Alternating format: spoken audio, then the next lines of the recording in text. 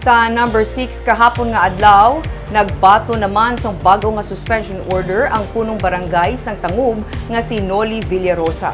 Kahapon man lang siya nakabalik sa iya nga palangakuan matapos ginserbihan ang 6 ka bulan nga preventive suspension. Ginahingabot siya suno sa iya. Ang detalye sa sininga report. Last 10 kahapon sang aga na bato ng suspension order angot sa kaso nga ginfile bato kay punong barangay Noli Villarosa sang Tangub sa Office of the Ombudsman. 3 ka bulan nga suspension without pay ang ginpamatbat kay Villarosa para sa simple misconduct base sa desisyon nga ginlagdaan ni Graft Investigation and Prosecution Officer 2 nga si Rogie de la Cuesta Fernandez nga napetsahan August 12 sa Cebu City. Ang desisyon may kangtanan sa reklamo sa barangay Kagawad nga si Dindo Amadeo sa atong May 2019 kung sa diin ginsumbag siya ni Villarosa sa isa ka kapihan malapit sa barangay hall. Gintunaan sini ang hindi pagpahibalo sa kay Villarosa sa ginpatigayon nga buy-bust operation sa barangay. Bagay nga sa press conference nga ginpatigayon, ginhimutig ni Villarosa ang pagpanumbag. Suno kay Villarosa, ginahingabot siya sang syudad.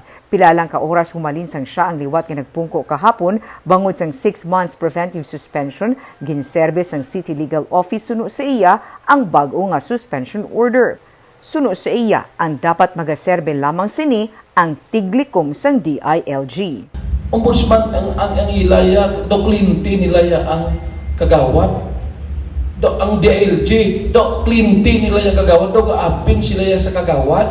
Manao ka kuya kung DILG, si Secretary Anyo, Secretary Anyo kilala niyo ko. Si Martin din niyo kilala niyo ko.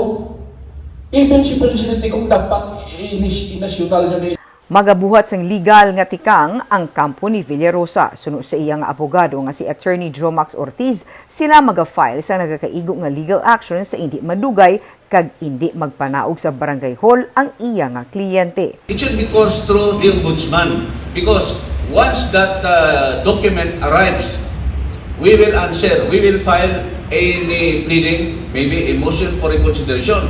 The battle is not yet over. So, hindi dapat tanis ang City Bacolod padalion ini nga idusok kinamuna without authority from the Ombudsman. Sa pagsugilanon sa DGCAS Negros kay Attorney Joselito Bayata ng City Legal Officer, iya ginhimutig ang pagserbe sa suspension order. Una, suno sa iya, wala sang ihibalo ang syudad sa Bacolod sa among nga reklamo. Hindi party o kung wala labot ang syudad sa pagserbe sini. Pag ngayon naman din ang kaso nga suspended siya. So kung magambal, nag-serve din sa City Legal ang decision sa iya. No?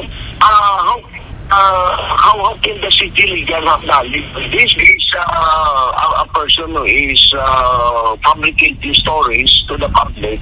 As of press time, wala na lamot sa DGCAS Negros ang DILG angot sa amo nga suspension order.